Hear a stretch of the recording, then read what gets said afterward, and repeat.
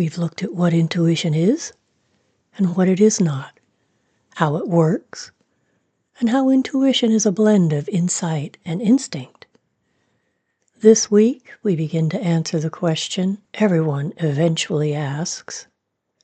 All this is great, but how do I actually access it, especially in real time, in real life? Like, for example, when you're choosing between two jobs or wondering whether to say yes to a relationship or deciding if this is the right time to make a big change. Here's what I know to be true. Accessing intuition isn't about finding a secret portal. It's about learning to recognize and use the natural access points or channels that are already part of you every day. So grab your cup of coffee or tea and let's walk through the primary doors to your intuition and talk about how you can begin working with them more consciously. Welcome to Evolving Humans. I'm your host, Julia Marie. If you've ever sensed there's more to you and to reality than what you've been taught, this show is for you. We explore consciousness in a grounded, practical way, how human awareness is changing, what ideas like Christ consciousness or past lives really point to, and how all of that connects to the choices you make every day. First, a quick recap. Intuition doesn't usually sound like a booming voice from the sky giving you a 3-step action plan. Intuition tends to speak in feelings, sensations, images, symbols, urges, or nudges, some call them, and quiet knowings. The key is to learn your unique intuitive language. For some people, it's mostly in the body, and for others, it's images and symbols. Maybe you hear a clear inner voice. And here's something else you need to know. You probably already have a dominant intuitive style. You've just never called it intuition. So take a moment now to recall a time when you recognized, even if it was sometime after the fact, oh, that was my intuition at work.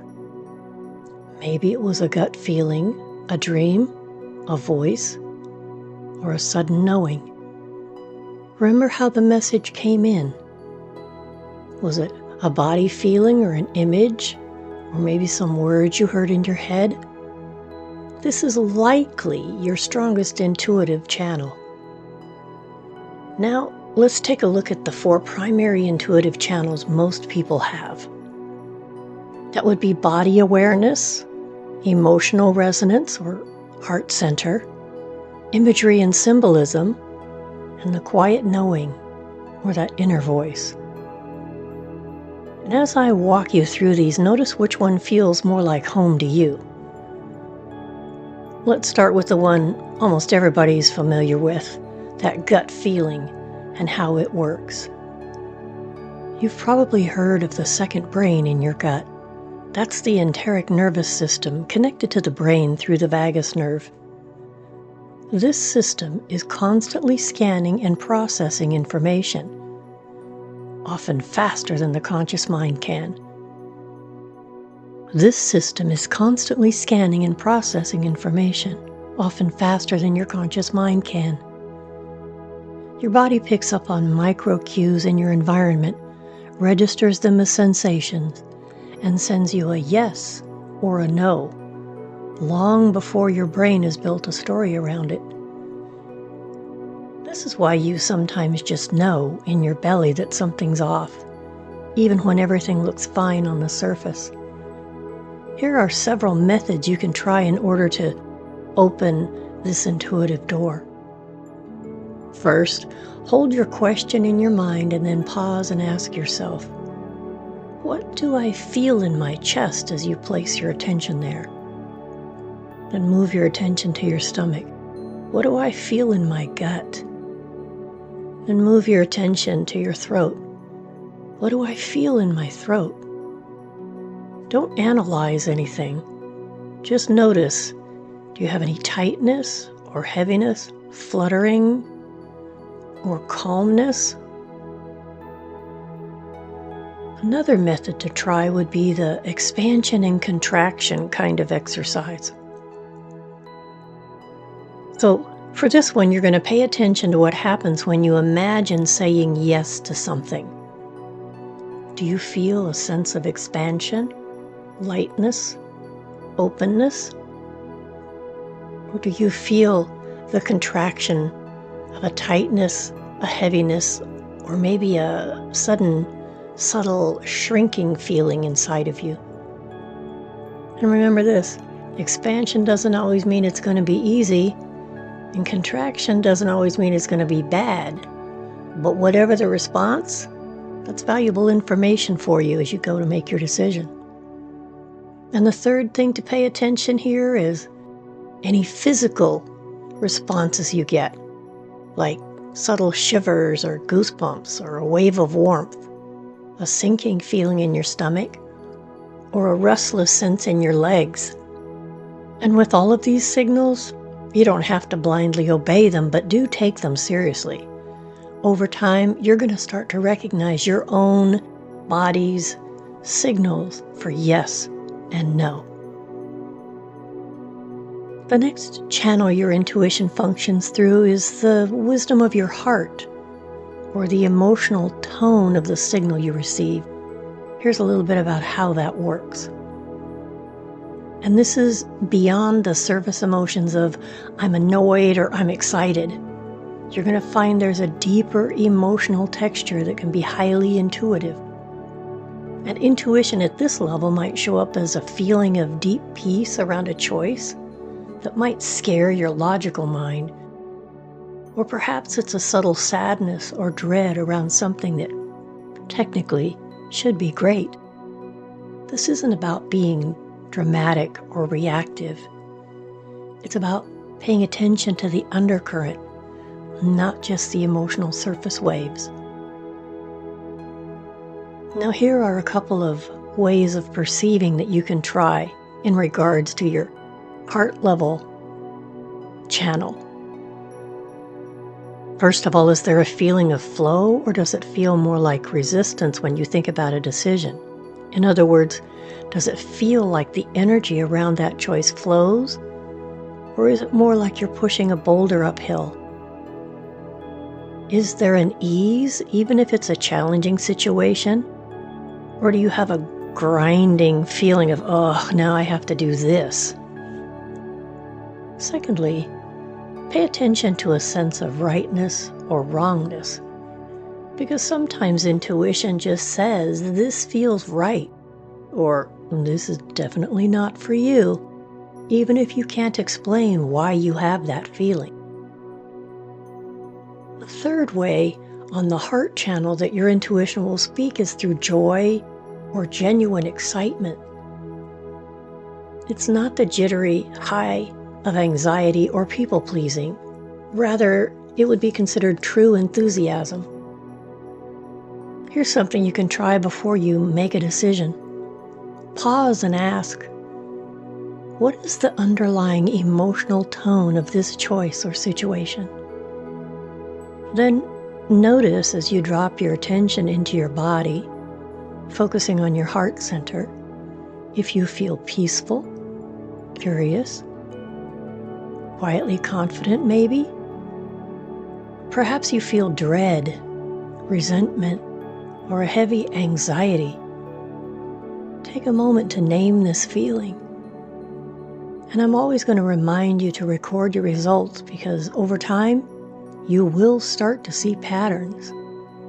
Next channel your intuition works through is what many call the mind's eye. Some of us are highly visual, and so for you, your intuition may speak in images. Here's how that would work. It can show up as sudden inner pictures or snapshots in your mind, or maybe you get a flash of a symbol, like a road or a door or a color, or short movies start to play in your mind's eye. or you have vivid dreams that feel more like messages. These images often bubble up without you consciously creating them. Here are some ways you can try to identify how you can access this particular channel. Use a simple visualization, for example, when you're seeking guidance. Close your eyes. Ask a clear question, like, what do I most need to know about this? And then watch what unfolds in your inner vision. Don't force anything. Just notice any images, colors, shapes, or scenes that may arise for you. Another very powerful practice is working with your dreams. So dream journaling is something I strongly recommend, for dreams are a powerful intuitive channel. You're going to keep a notebook or the equivalent by your bed. As you fall asleep at night, you're going to tell yourself that in the morning, I will remember my dreams. If you also want to, you can go to sleep with an issue on your mind that you're wanting an answer or clarity to. Now, when you wake up, you're going to jot down any people, places, symbols, or emotions, or any parts of the dream that feel especially charged. Over time, you're going to notice that recurring symbols may turn up in your dreams, and you get to determine what they tend to mean for you. Here's another exercise you can try. It's called symbolic inquiry. Think of a question you want guidance on. Close your eyes and ask, what image or symbol represents the best path forward for me right now? Again, don't censor the response. Whatever pops up first, no matter how weird, write it down or make a little sketch. Then gently reflect, what does this symbol mean to me? What qualities or feelings does it hold? You're not looking for a universal symbol dictionary meaning. You're building your own symbolic language. So it has to have a meaning for you. And here's your final channel. It's the quiet knowing or the inner voice. It's like a crystal clear whisper in your mind. This is often what people think intuition should sound like, or how it should work. It's a clear inner voice. And for some, it actually does work this way.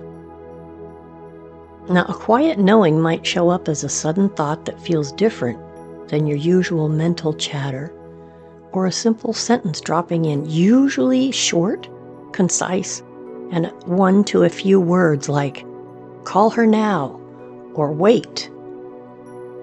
And it usually comes with an unmistakable sense of certainty that you just know.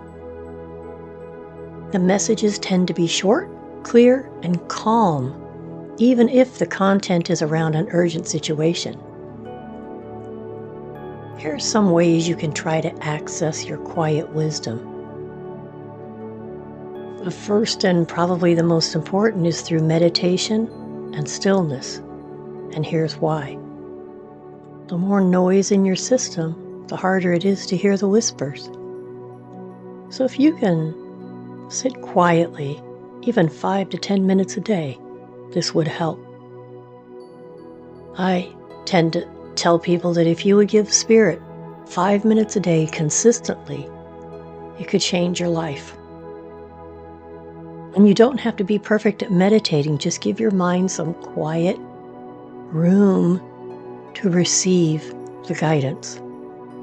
The second thing would be to ask, then to listen, and I always say, then follow the guidance that you get. Where you're going to directly engage your own intuition. Ask a specific question, for example, like, what's the next best step I can take today? What's the most important thing for me to pay attention to in this situation? Then take a few breaths deep into your belly and exhale slowly and listen for the first clear, quiet response before your mind starts trying to talk you out of it. Another thing you might want to try is automatic writing. Sometimes your inner voice comes through your hand more easily than it does through your ears. Here's how you can work with automatic writing. Get yourself a notebook, and I say consider using a special notebook just for this practice. Write your question at the top of a page. Calm yourself, center yourself, and when the words start coming, write whatever comes without editing, stopping, or judging. Set a timer for 5 to 10 minutes and keep the pen moving. Later, you can go back and reread what you've written, but don't do it while you're in the process of writing. Very quickly, you'll be able to recognize what came from you, your personality, and what feels like deeper wisdom. And here's a last one for you. We'll call this one the intuitive dialogue. Again, you're going to find a quiet space, take a few deep, centering breaths, and either mentally or out loud, you're going to ask a clear question such as, what is the next best step for my career? Or how can I approach this situation with compassion? Then you're going to, with intent, consciously set your analytical mind aside. You're not in the process of solving anything right now. Your focus is on receiving information. Pay attention to the first phrase, word, image, or sense of knowing that arises, and write it down immediately, even if it seems simple or unrelated. If you repeat this once a day for a week with different questions, you should be able to see some patterns emerge. Now, these are the primary channels for your intuitive awareness. And remember, the signal that you receive can come in on multiple channels simultaneously. No matter which intuitive channel is strongest for you, some general principles apply to all of them. First, and probably most important, trust your first impression. The initial, unedited response is often closest to the intuitive signal. The longer you wait, the more your analytical mind will try to manage it. So don't overanalyze in the moment. Receive the message. Then later you can evaluate and integrate it. Second, practice, practice, practice. I tell my students, it's like going to the gym. Intuition is a natural capacity, but confidence comes with use. The more often you check in, the easier it gets to distinguish intuition from background noise. Speaking of noise, you want to reduce that background noise wherever you can. Chronic stress, constant distraction, and fear, they all create static. You don't need to have a perfect life, just little pockets of quiet where your deeper self can be heard. Practice patience with yourself. Sometimes you're going to misread a signal. That's all part of learning to work with your intuition. So be kind with yourself and treat each experience as more data, not as failure. As we near the end of this episode, here are some self-reflection questions for you. You might want to pause after each one and journal your answers, or just contemplate them as you go about your day. Which one of these intuitive channels feels most familiar to you? Body sensations, emotional tone, imagery, or quiet knowing? How has it already shown up in your life? And which channel feels the most challenging or underdeveloped? Then ask yourself, what's one gentle way you might begin to explore it? And remember, always leave some space for intuition to express in your life. So looking at your daily life, where could you create even 5 minutes of extra space to listen? No phone, No multitasking, just you and your inner guidance. Once you've identified that space, dedicate yourself, make an appointment with yourself to give those 5 minutes to Spirit every day. Now, if you'd like to build your intuitive muscles, here are a couple of things you might want to try in the next few weeks. First, keep a daily intuition log or notebook. Every day you're going to jot down any nudges or gut feelings or images or knowings that you may have had, what was happening at the time you noticed it, and write down whether you followed it, ignored it, or you weren't sure. Because truly that's the only way to discover whether it was an actual intuitive hit or not. Every couple of weeks, go back through your daily notes and notice where you were right, which intuitive channel seemed to show up most often, and how your body's emotions or inner voice tend to speak to you.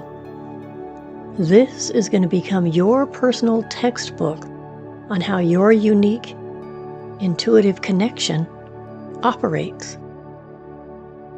Now here's something else you can try. If you're visual or kinesthetic, consider this. Bring a question or a feeling to mind, and instead of thinking it through, let yourself draw or paint or doodle, or move your body freely for a few minutes with whatever wants to happen. And then afterwards, you're going to look at what emerged or how you felt. Colors and shapes or directions of movement, was there tension or flow? And ask yourself, what might my intuition be trying to tell me here?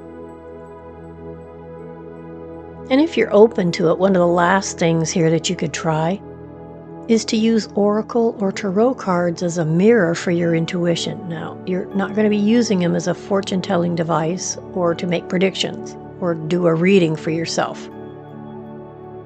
This is a tool to help your intuitive connection get stronger. So you're going to have your deck and gently shuffle it while you're focusing on a clear question you want to ask yourself. And then you're going to pull one card. And before you look up any meanings, ask yourself, what do I see here on this card? What stands out to me? And how does this image relate to my question? Let your own intuitive interpretation come first. Then, if you'd like, you can read the guidebook and pull out what resonates for you. The real power here is not in the card. It's in how it activates your own inner knowing.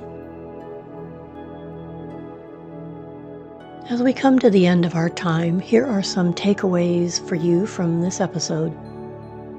Number 1, your intuition is not coming to you from some distant spiritual realm. It's woven into your body, your emotions, your imagination, and your quietest thoughts. It's speaking to you in every moment through tension and release, images, whispers, and that deep sense of this is for me or this is not me. By learning to recognize the signals coming to you through your body, your heart, your inner vision, and your clear inner voice, you're not creating intuition. You're finally listening and paying attention to it. The second thing is to remember that this is a lifelong relationship, not a one-time technique. You'll keep discovering new nuances, new channels, and new levels of trust if you stay consistent with your exploration. For now, just pick one of these channels to play with. I always suggest a person start with their strongest intuitive sense, but it's your choice. And notice what happens when you give this channel a little more attention, a little more trust. Your inner guidance system is already there, already online, and you can learn how to effectively interact with it.